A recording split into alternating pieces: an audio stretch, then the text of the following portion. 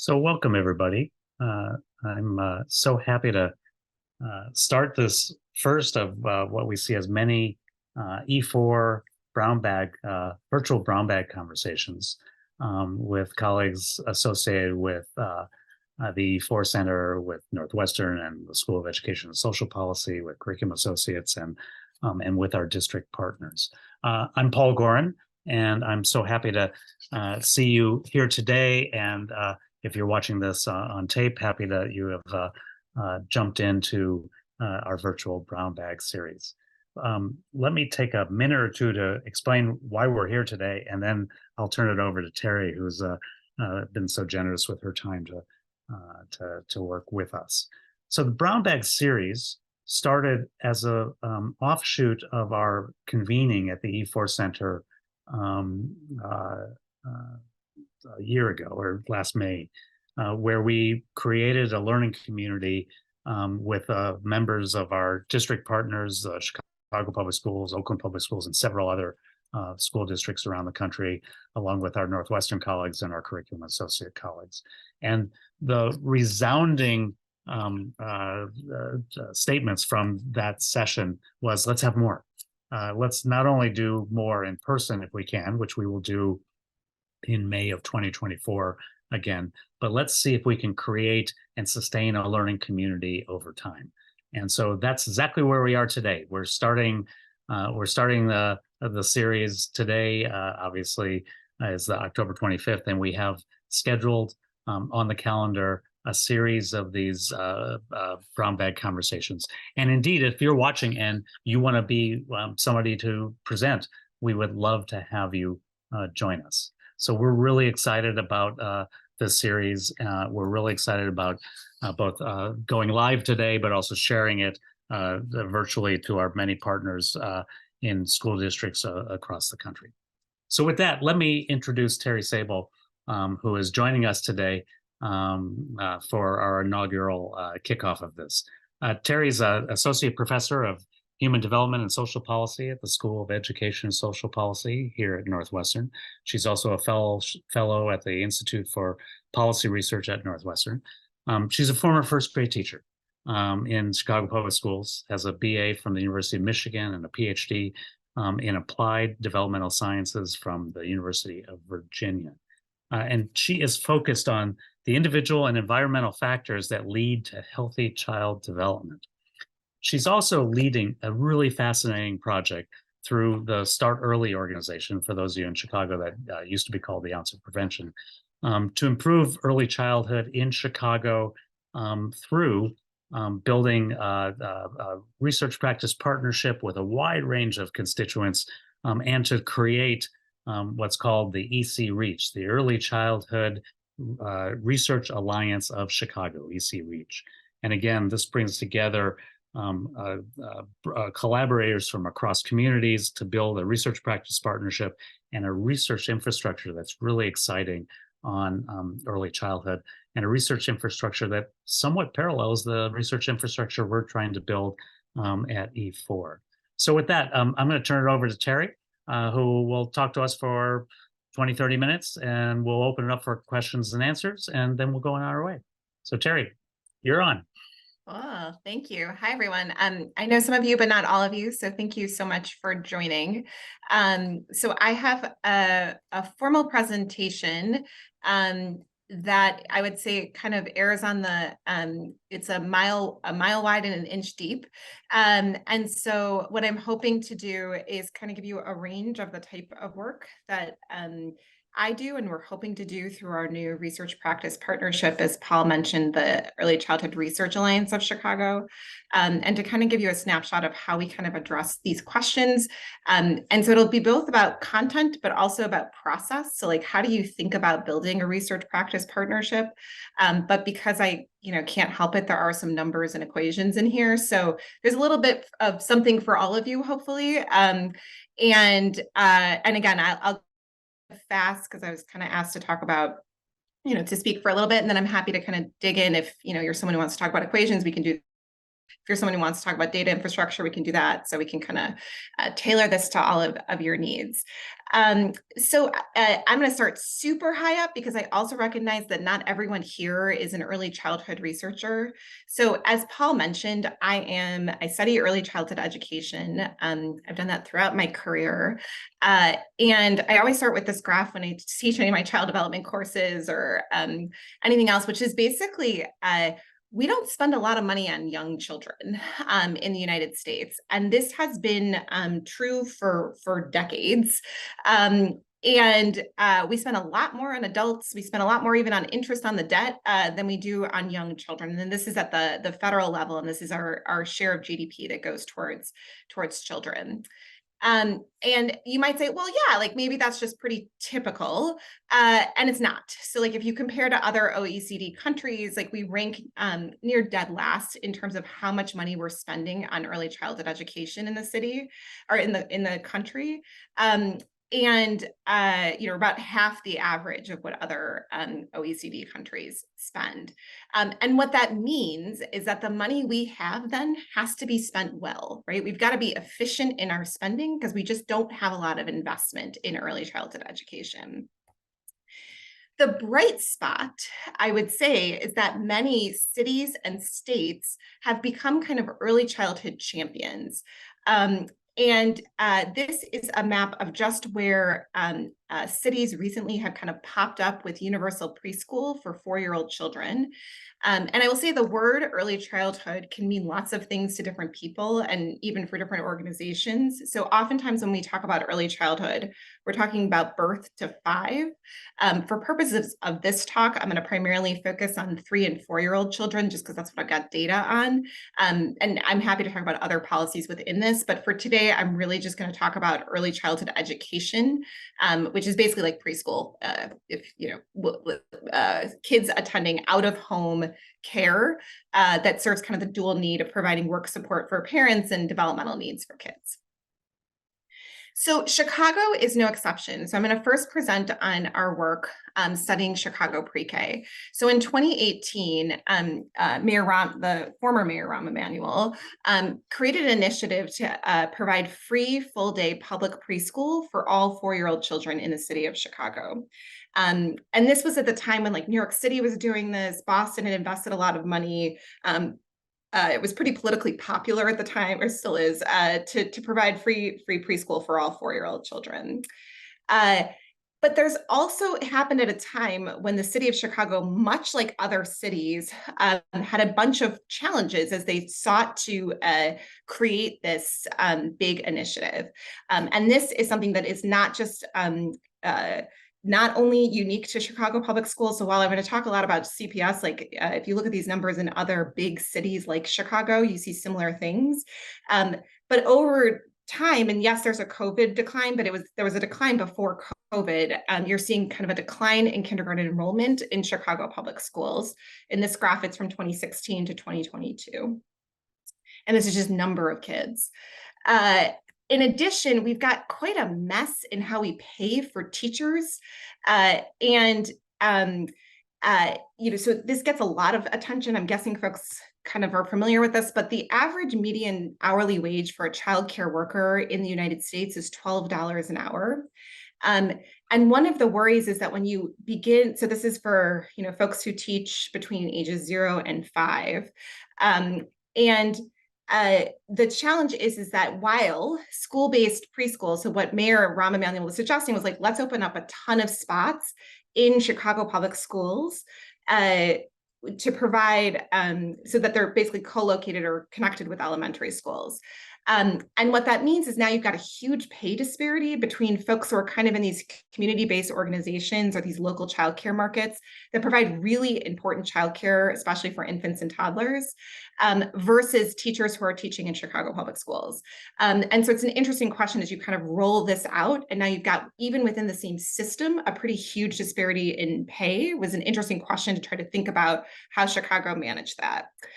And then, of course, we all know Chicago is a complex city with persistent segregation and discrimination and underinvestment in neighborhoods. And this is something called the Child Opportunity Index score. I don't know if you all use this in your work, but it basically pulls together bunches of resources about the types of resources that communities have, and basically just show how much disparity there is, particularly in communities with marginalized populations and low-income families. So in this context, which we have to keep in our mind, oh, and also we had COVID happen, but so in this context, we're trying to roll out a pretty big policy, one of the bigger ones to happen in Chicago, at least in terms of something that might happen in Chicago related to early childhood education. If you haven't tracked Chicago politics, right, we've had a lot of mayors in recent years. So since since this was initiated, we've had 2 additional mayors. And so the question is, like, within this changing landscape of leadership, one, is it going to maintain a priority? And the second is, like, what happens to this system as you're trying to roll this out? So thus we launched the Chicago Universal Pre-K study. And from its inception was launched in connection with Chicago Public Schools, the Office of the Mayor, and the Department of Family Support Services. So Chicago Public Schools basically oversees the school-based pre-K programs, the ones that are connected to elementary schools. The Department of Family Support Services oversees the community-based organization or those sort of local private childcare programs and/or programs that receive Head Start funding. And the Office of the Mayor kind of thinks about both of them and the whole system. And so it's important to partner with all of them as we kind of consider the ecosystem of early childhood education within the city. I'll just acknowledge all of the funders that went towards this to launch this study, and also our amazing team of graduate students, research coordinators. We've partnered with the Office of Community Education Partnerships, OSEP, here at Northwestern to get data. And I will say that this project is done in partnership with Diane Schanzenbach, who's also faculty at CESB.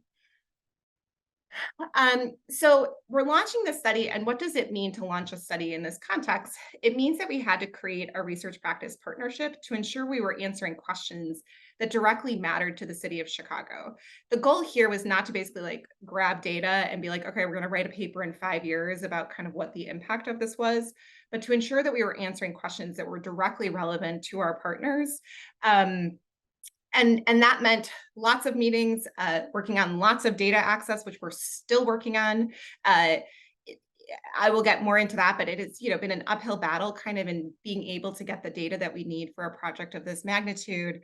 But it also meant that with each new leadership, as they came in from the Office of the Mayor or Chicago Public Schools, we tried to revise our research questions so that they were continuously kind of updating and aligned to whoever our program partners were at the time. I will say, like, we've gone through different iterations of folks within each of those offices, and they've all maintained kind of an interest in understanding the impact of the system. So it wasn't like we had to reconvince them of the value of this study, but more just like, what would it look like? What kinds of questions, as this system is constantly evolving, what would it look like to continually sort of update our research questions in this context.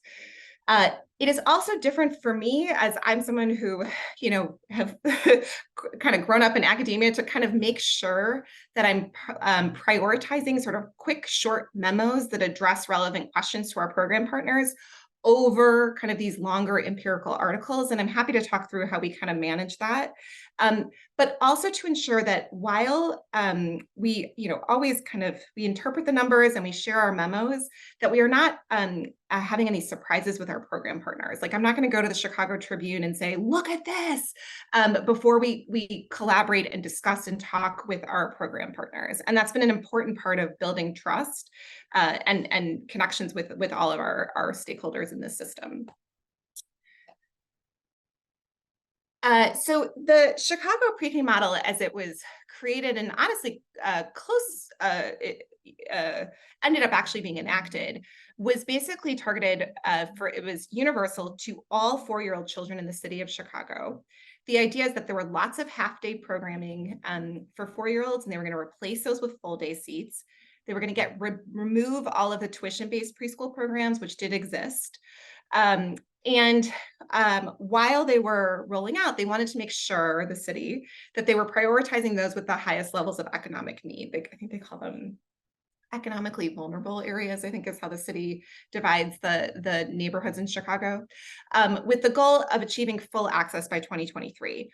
And they're not far off from this track, even with this goal, even with COVID. So they're about a year behind, which is pretty remarkable. And the idea is that they would have both programs located in Chicago public schools, which is what they call school-based programs, as well as programs that serve low-income kids that already existed. So things like Head Start, and those are those like local community-based organizations. And so when we think of the system, we think about both of those as providing universal coverage. So our broad research aims were basically across 4 different topics. So access, to what extent does the Chicago Universal Pre-K expansion lead to increased enrollment in full-day publicly funded preschool programs? Because this was part of a broader ecosystem within the Chicago public school system, we wanted to understand the effect of the rollout on the birth to 5 childcare market in Chicago, particularly among those community-based organizations. And this is a complicated hypothesis that I probably don't have time for, but this is a delicate balance. And if you kind of lop off the 4-year-olds and bring them over to school-based programs, it could potentially really destabilize those community-based organizations that serve infants and toddlers. And so that was a real concern of this came out of the mayor's office, really being concerned about destabilizing these community-based organizations that often have deep ties to communities and serve a really important and trusted role within communities. We wanted to understand kind of the quality of what's happening in the universal pre-K programs, and then what happens in kindergarten. And then lastly, what's the effects on kids' academic and social skills and in entry to kindergarten. So the very first memo that we created basically just asked this first order question, which was, if you build it, did they come, right? And then, kind of what did that access look like? Were they actually successful in increasing seats, and what did that look like? And so you can look like sort of left of the dotted line. Importantly, it's not like Chicago did not have a preschool before the expansion, right? And so it's important to remember that this was really designed to increase universal access. And a lot of the targeted expansion that occurred before 2019 was traditionally targeted towards the highest needs neighborhoods. And so when we're studying that, it's just important for us, and that'll come into play when I talk about this a little later. So you can see in 2016, there were about 5,400 slots for free full-day programming for children in Chicago public schools. And by 2022, it's up to 16,000. The purple bars are the schools that were directly targeted by Chicago public schools to be expanded to provide increased seats. And so you can see most of the expansion is coming from, you can see kind of those teal lines are pretty steady across from 2016 to 2022. And the purple lines are really where you see all that expansion. So, and this is capacity, so how many seats you have. And so this was good news, right? Like they built it and they truly did, right? You see quite a nice increase, a little drop in COVID, and then it rebounds. Because we care about numbers, I also collaborate with an economist. Diane is an economist. And this will be a plug also for interdisciplinary work, since I come from a developmental background and Diane comes from an economist. Like, how do we sort of bridge those fields? And basically, we just do a difference in difference approach, where we're comparing schools that were sort of part of the expansion, and we compare them to themselves over time, compared to the schools that were not targeted for the expansion, and what does the number of seats look like over time, using both year and community fixed effects, and a set of sort of time varying covariates at the school level. And basically, it's kind of the same story that I presented in that descriptive story, just done in a more complex way, which is, got cut off a little bit, sorry. But basically you can see so the 8 seats is basically like year 0 of the treatment. And you can see that over time, basically you're increasing, it's like basically 32 seats minus 8. So you can just keep going over time, where by the 4th year of the expansion, which is that 52 number, they've added an additional 52 seats per school, or it equates to about 2 classrooms. Same story here. We look at capacity rates. So if you don't track pre-K in the news, sometimes there's a the question of like, okay, you built the seats, but did kids actually sign up? Do they trust Chicago Public Schools with their youngest children? And the truth is we actually do see quite an increase in enrollment within these programs, where kids are signing up, and you see an increase over time. So this is just capacity or enrollment, just are kids actually seated in those classrooms. And again, same kind of story here, where you can see that basically enrollment again sort of tracks capacity, where you are seeing that on average each school that was part of the expansion is associated with about a 50, or I guess like a 42 seat increase in the number of seats that kids have per school within that expansion. So again, all good news. Of course, we don't want to stop there. We want to understand, where did these seats happen and how did they happen? Well, they really happen largely by replacing half-day seats with full-day seats. So on net, they weren't actually adding that many more kids in preschool, like humans, but they added a lot more kids in full-day programming versus half-day programming. So it was really kind of a replacement of what we saw, where like the teal represents the half-day program. So you can see quite a large decline in half-day, and quite a large increase in full day, but the net number of kids in that total that are collectively served across half day and full day actually is pretty stagnant over time. And then I just want to go back to that original graph where, and this is really like an important part of the story for Chicago Public Schools, which is we're seeing quite a large decline in kindergarten enrollment from 2016 to 2022 in kindergarten enrollment. One interesting blip, and I don't try to make too much out of single data points, but you can see in full day plus half day enrollment, or just full day, that you kind of see a nice increase after COVID rather than the decline you're seeing in kindergarten. It's too soon to say, but there is something intriguing to think about, whether pre-K is kind of pulling kids back into Chicago Public Schools and whether that's associated with kind of increased kindergarten enrollment. It's hard to say, but it's something we're tracking, and we're getting next year's data in a month. So we'll be able to kind of see if this trend continues or if it was just kind of a blip. And of course, like, we hear about heterogeneity, so we don't want to think of this, Chicago Public Schools as a monolith. We want to think about within community range. And so something that we've been doing for the city is to really think about, like, where are the places where you have basically, if we look at kind of how many seats that are filled, and so the gradient on the left is basically like, how much are you filled? And the darker green means you've more seats to be filled, right? There are way too many seats compared to how many kids are actually enrolling in there. And you do see heterogeneity, especially by 2021. And this is where, like, we spend a lot of time thinking about denominators. Like, you're increasing the denominator, right? The number of seats. Did you overshoot it, or are not enough kids signing up, right? And that's a question that we are continuing to puzzle through. So our results so far is that we have seen a substantial increase in the number of available full day seats, and an increased enrollment. But most of the expansion really has come from sort of declines in half day seats. And importantly, in our communication with the city, there is still capacity to serve additional students throughout the city based on availability of seats. And some of the pattern we're seeing is that that capacity is especially large in economically disadvantaged neighborhoods. So as I mentioned, we really prioritize getting these memos done first. And so if you go to the rapid research report at IPR, you can see all of the reports that we've written, and those were done first. And they really helped us sharpen our questions, our approaches, that then led to an empirical paper that's currently under review at an Early Childhood Journal. And that priority has been really important for us to make sure that we're prioritizing the dissemination first to the city, making sure we're answering questions they care about, but then also making sure we're sharing with the broader research community.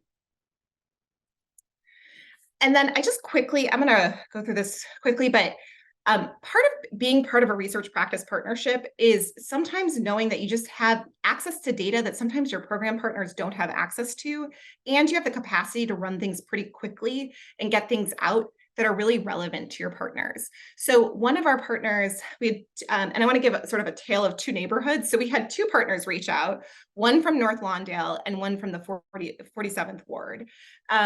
And I think it is important because we are deeply engaged with the sort of community organizations within each of those neighborhoods, and they tell sort of a different story. And so it has both been important in terms of making sure we're using our data to support our program partners, but also helping to sharpen our research question and sort of understand what's actually going on. So our first program partner was in North Lawndale. And what was interesting is they noticed that in these graphs, as we were sharing with them, that North Lawndale was not part of the UPK expansion. And they were like, what is going on? Like, why isn't North Lawndale part of this expansion? So North Lawndale's on the west side. I think it's highly high proportions of Black residents as well as low income residents. And they just wanted to understand what's our program partners within that community wanted to understand what's going on with pre-K in this community. And the truth is that there had been lots of efforts before the expansion to expand publicly funded or free preschool for 3 and 4-year-old children. So if you remember, kind of that dotted line would be in 2018, they were already serving quite a high number of kids. And post-expansion, you actually saw, and especially with full day programming, but post-expansion, you actually see a pretty large decline. And so the question was what's going on? Why are you seeing such a decline? And this tracked overall CPS enrollment across grades in first grade and kindergarten enrollment within the North Lawndale community. And so you could see the COVID effect in 2021, basically, and somewhat of a rebound for pre-K, but not so much for first grade and kindergarten enrollment. And so we were able to sort of provide these graphs to say, look, it's not just a pre-K specific trend, but it's also in kindergarten and first grade enrollment within North Lawndale. And also follows the trend of population decline within North Lawndale, particularly among the under 5 population. And so while the age 65 plus population has been pretty stagnant from 2016 to 2021, the under 5 population has declined. And so in some ways, you've got sort of a changing denominator of who the pool of kids are within those communities. And I will also say that we are doing qualitative interviews.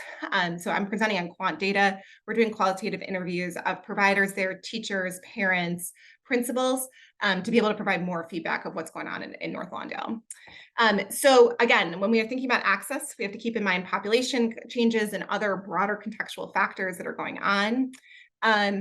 And that, in our mind, we saw some declines basically in population. It could be the story. It could also be that families don't want to send their kids to preschool, right? So there's, it's our CPS school-based preschool. So we're trying to understand the broader ecosystem within those contexts. And then we, so pause there.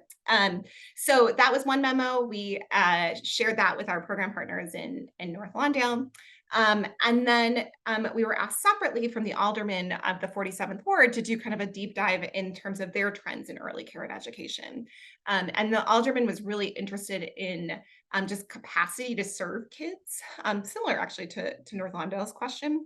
And so Chicago's 47th Ward is located on the north side. It's primarily Ravenswood and Lincoln Square.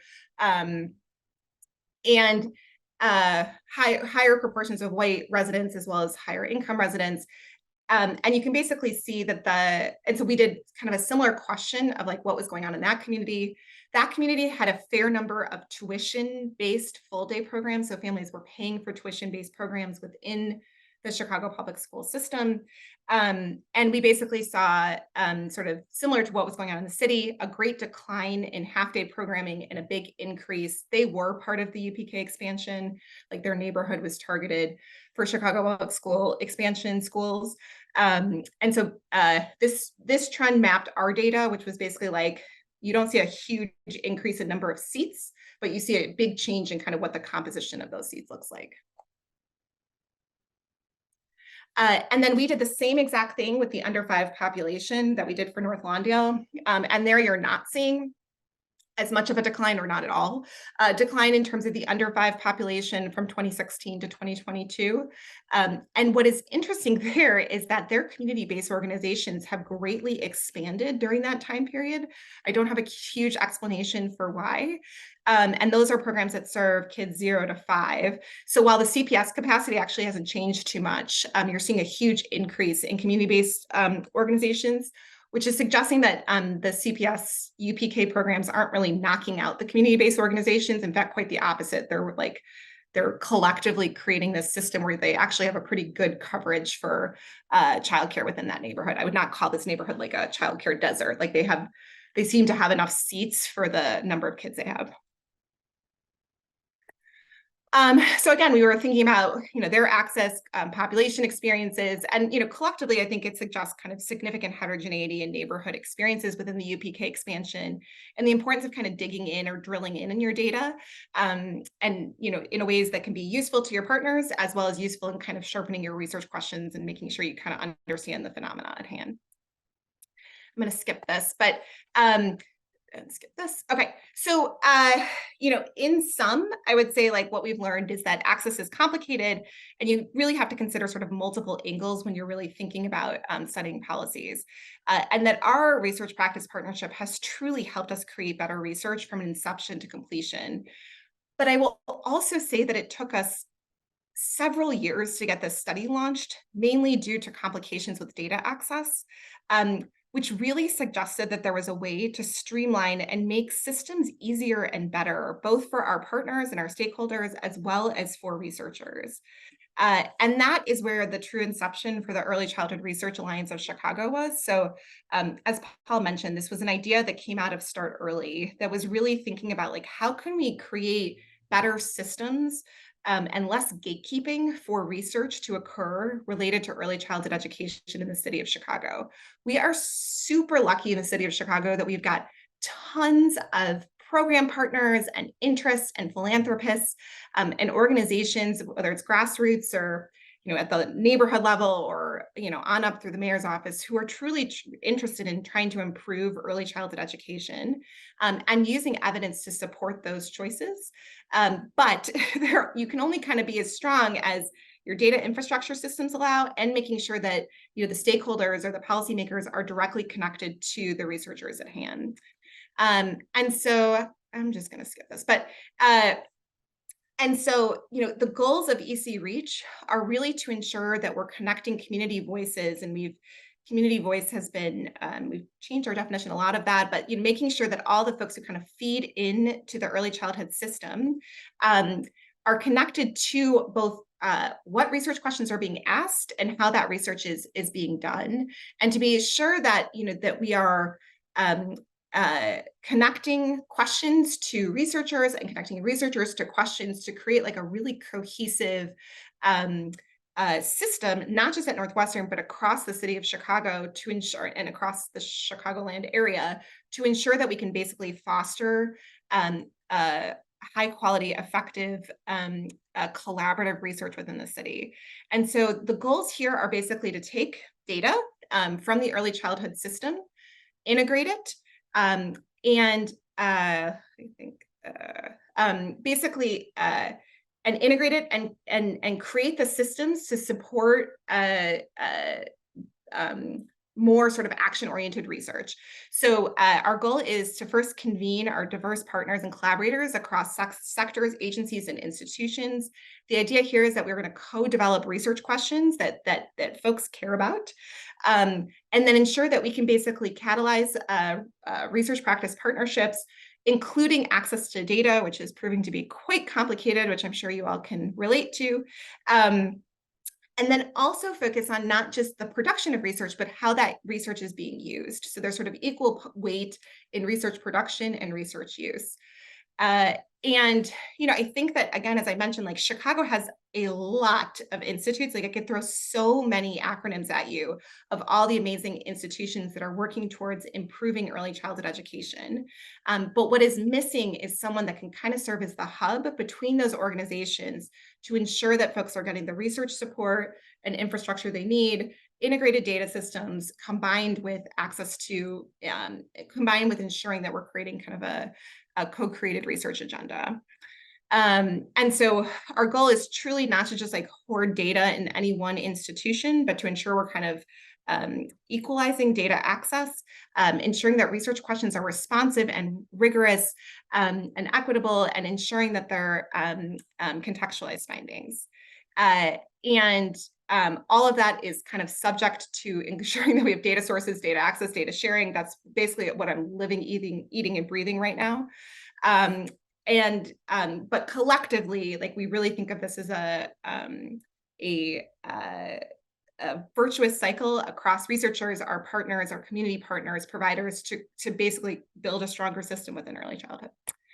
So I will just end there with the thousands of people that are connected to EC Reach, and all the acknowledgments for the folks who are central to early childhood, this initiative, and I can answer any questions. So thank you.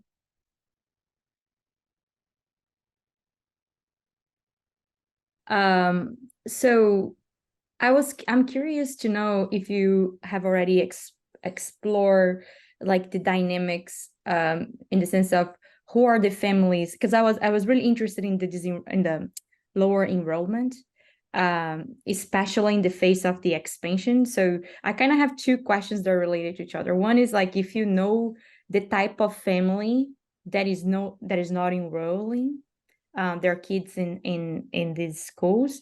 And the second question was where like also if you think that this could be related, how can I ask this? So one thing is like what type of families, right? Like are just enrolling. The other thing, it comes to my mind the case from Quebec, I think Quebec or Montreal, I forgot, in which you had this rapid expansion and you had some issues with quality, right? So I think this is kind of where my head is like going around, is like what are the concerns about that, and what are like the metrics for tracking quality that are in place? Okay, those are good questions. So I'm afraid there's no easy. I thought there might be an easy answer to like the demographics of kids who aren't enrolling or the neighborhoods. It's much more complex than I was expecting, and this is where like heterogeneity is my love language, right? Because it just isn't a simple story.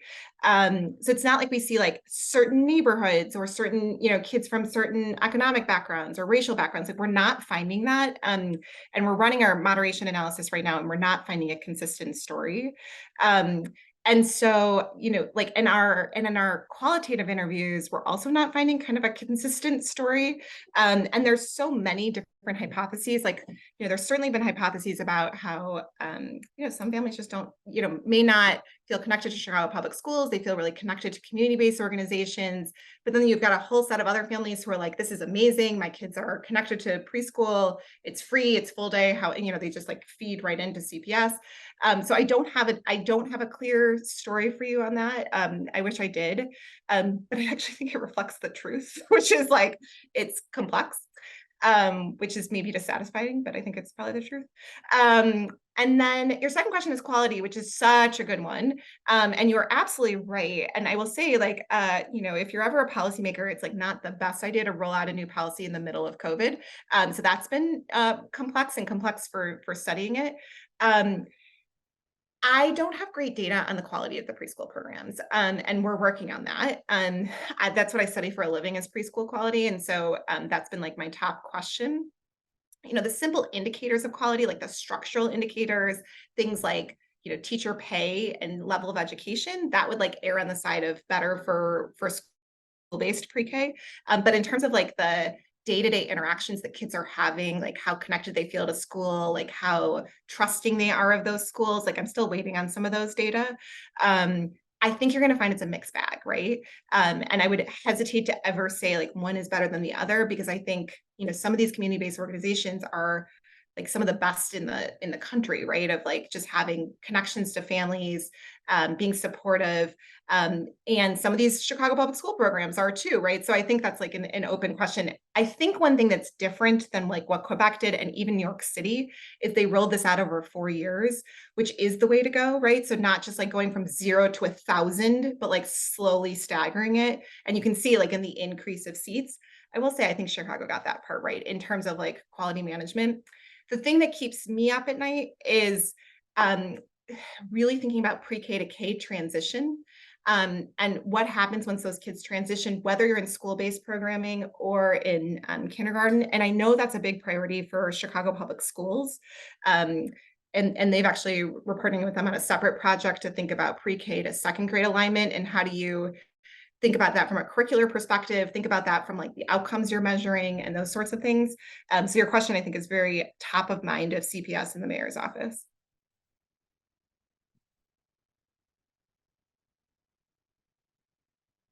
So I'm Lex Winter with E4. I'm our research communications manager. And as you said at the beginning, the talk was kind of a mile wide and an inch deep. And so there's so many things that I'm like, oh, now can we go a mile deep on that?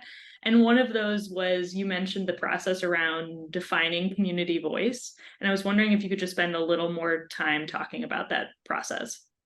Yeah, I think like when we launched EC Reach, we were like, and we're going to have parents and even kids themselves, and we're going to get everyone together in a room. And like, that is definitely a long-term goal of EC Reach for sure.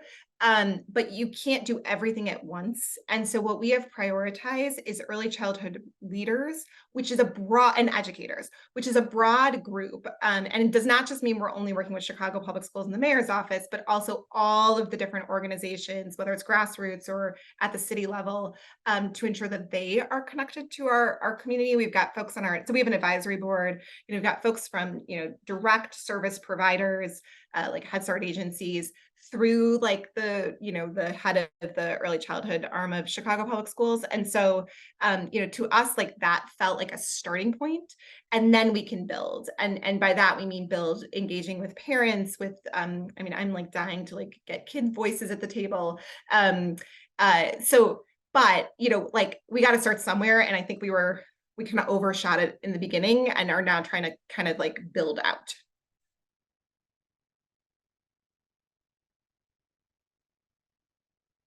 If I can ask a follow-up to that, Sebastian Castrocchini, I recent graduate of HUDSEP and former E4 research associate.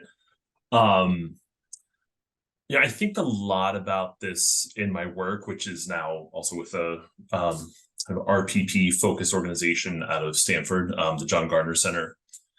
And you know, so I'm in Oakland. I know there's some other Oakland people here. We've got, just like Chicago, a lot of different CBOs that are in the youth sector, all with their kind of different interest, agenda, specialty, right? And so I guess following up on Lex's question, I'm curious how you're thinking about the process of even kind of come with a shared research agenda amongst, you know, kind of people who kind of come at this same issue in very different ways. And, you know, this is really like please give me ideas, because this is like a real struggle, right? Getting people to kind of coalesce around just like the same questions and the same interests, even though they're all serving kind of the same neighborhood, the same group of kids, right? Yes, and not only that, what I believe the policy to be may not match what our different partners believe the policy to be. So for example, we, you know, as I mentioned, the community-based providers plus the school-based pre-K, right, collectively in the city's mind lead to universal pre-K, right? So they are all part of the pre-K system. In our interviews with community-based provider directors, we're like, well, you know, you're part of Chicago pre-K. They're like, what? You know, like they don't like that's not even, because they're not getting money. Like they're like, so that has been really interesting. Right. So when like part of it is like, you know, if you were to invite them over to like a convening of Chicago pre-K, they'd be like, why would I like, I'm not part of that, right? So like, so that has been like a whole journey. And so, but I will say that through that process, like our research questions have gotten sharper, right? And so like it is so important to engage with the different stakeholders, and whether like that's a finding in and of itself, and it's also a finding to the city, right? Is they're like trying like that we can't even agree on the questions because we can't even agree on the policy. It's not exactly the right, like, I'm not exactly answering your question, which is like, how do you bring them all together? But I will say through this process, we have had folks from like the CBOs, the head of the CBOs and Chicago Pre-K, like sort of talking through what the system looks like in regards to research, but that also is fostering connection and collaboration across agencies and sectors. So I think oftentimes we can serve as an important linchpin across these different sectors that oftentimes may not, but have a great interest in this research because like, as I mentioned, like the CBOs are very worried about closures and, you know, and decline and so like they also want to be involved in this because they're like, look, like, you know, our 4-year-olds are headed over to Chicago Pre-K, like the school-based Pre-K. So I don't know if this is like a very roundabout way of answering your question, but I think the point is like it is worth doing because it is it helps sharpen research question and sharpen collaborations across agencies, I think. And I think like it's an additive thing. It's to me, it's always a yes and, right? So like the market question came from our community-based providers. It's just an additional question that we can ask.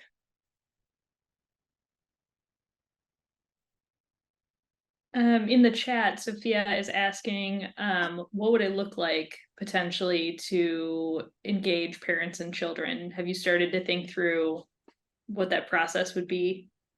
Well, you know, so yeah, so you know, I have this. We have tools to assess it, right? Like you can't sit down with a 3-year-old and be like, tell me about what kind of how the Chicago Pre-K system should look, right? But you certainly can get their opinions on whether they like their classroom, and whether they like you know, this classroom more or the other classroom. And so my colleagues at Northwestern and I are developing a tool to assess young children's meaning making of classroom, particularly related to classroom disciplinary practices. And so it would not, like, it's not out of the realm of possibility. And I will say, we always undervalue what the little people have to say and what is in their minds. And so it's totally possible, but it would take time and, you know, it's challenges. It has challenges. But what an important data set is we're studying policies of like, we created this and all the kids hate their classrooms. Like that's an important thing to know, right? Or they love it, right? Which is probably more closer to the truth because, you know, but anyways, yes. For parents, you know, I think some of the things that we've, I don't know if you all know the organization Kids First, but they are an organization in Chicago that have done a really remarkable job of engaging parents in the process of research, and helping parents really kind of define the research questions, but also to define like, you know, how are like, you know, oftentimes our measures of quality, right, come from the like from the top down, and what would it look like if we empowered parents to actually say like, these are the things we care about. It's from every stage of the research part. So they have a great model for how to do that if you're interested in more. It's part of their like realignment of the quality standards. Theirs is with K-12, but I think the same models would apply to any organization. To kind of jump on that train of thought as well. Something else that I'm kind of thinking about is communication out as well. So, you know, you mentioned the memos and writing empirical articles, but what kinds of communications have you had or kind of envision having with your findings with families?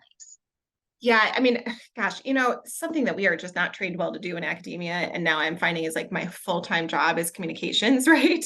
And I am learning a lot from that, right? And so, you know, part of what we learned is like really it's something like simple things like having an accessible website that's like has like all the findings and, you know, has, you know, and really thinking about different audiences and the ways you communicate findings has been really important.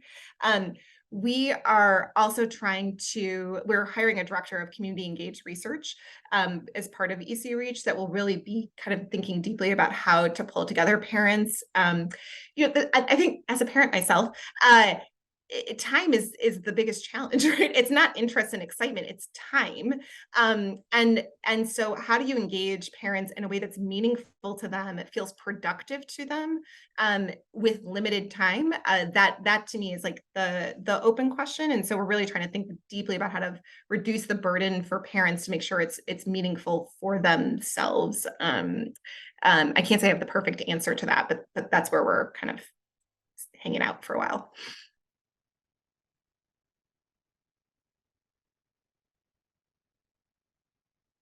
Question for you. At E4, there's so many things I could ask about, but the outcomes are really the outcome data are really quite powerful, and so and we think a lot about things like the pathways to success in mathematics, and what can we learn at the earlier grades that then can help us, and by the time kid gets to 8th grade. You talked about access, you talked about seats, the half day, the full day. What about outcomes? And can you get outcomes at those early ages? Of course. Yeah, so Chicago Public Schools does collect academic data on each kid at the start of kindergarten. Some of it is teacher report and some of it is direct assessments. And so we are working on accessing and cleaning those data. There's an assessment, I don't know if I talked to you about that, Paul, but there's an assessment called KIDS, all uppercase, Yeah. KIDS. It's like a yearly, required by the state to assess kids' readiness for school across a number of dimensions. So that would be like a really interesting starting point. I don't personally have those data yet, but I am working on it. Cool. And this is where E4 and EC Reach can actually connect in some Totally. interesting. Totally.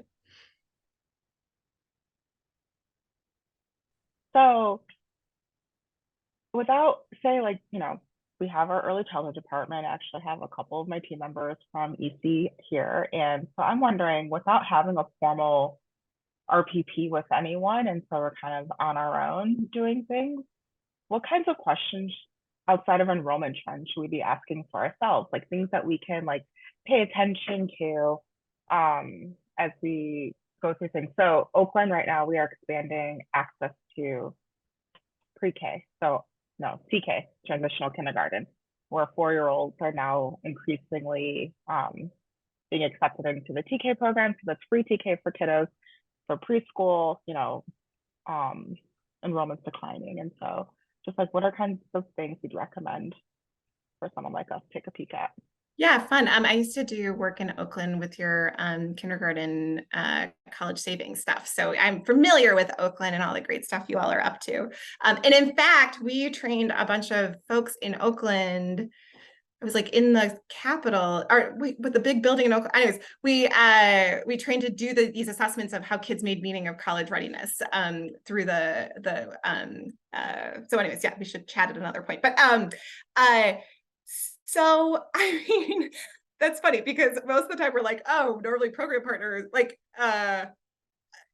it's a good question. I'm not normally asked like, what should you, like normally I'm being told what to ask. So it's like, I'm like, my head is spinning of like the change in roles. I mean, a lot of it, let's think, what data do you recommend we pay attention to outside of enrollment trends? It's just, there's so, many things. So like the way we the way EC reaches questions, things are like like the things people really care about are teacher pay, teacher mobility, that's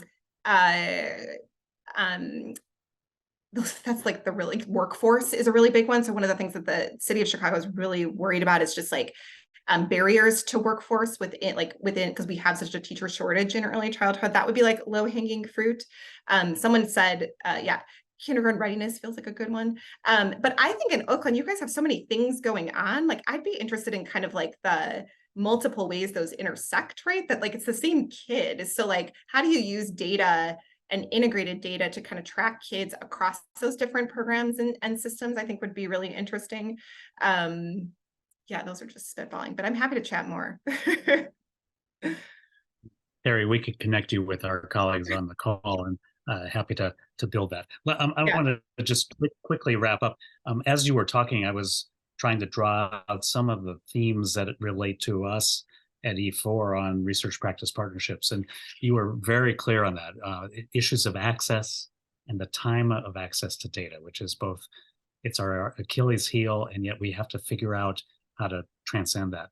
Yep. Neighborhood context makes a difference, and the 47th Ward versus North Lawndale, you can see that. Trust and no surprises is key to this, and it's key to the relationships that we've been building. I thought that your comment about better research, that research is getting better, and you're connecting research to the questions and questions to the research or researchers, was fabulous, and it's a way that we can all work together. And then the final point, and it's cool that you're hiring a communication specialist like Lex is our communication specialist. Research production is juxtaposed with research communication and engagement. And we in the university err on the production side and not on the communication side. Make things better, we have to err on the communication side. Exactly. What So, a lovely summary. Yeah. Yeah. I'll take it. I hope the rest of the crew can join with some reactions and hearts and whatever was flying out there. But I want to thank you so much for your presentation, engaging with us, and for kicking off our virtual brown bag series. We are so pleased to have you participate. Yeah, you're a delightful group. Thank you all so much for coming, and I'm happy to follow up with anyone. So thank you so much, and thanks for your engagement. Okay, thanks, and see you all next time.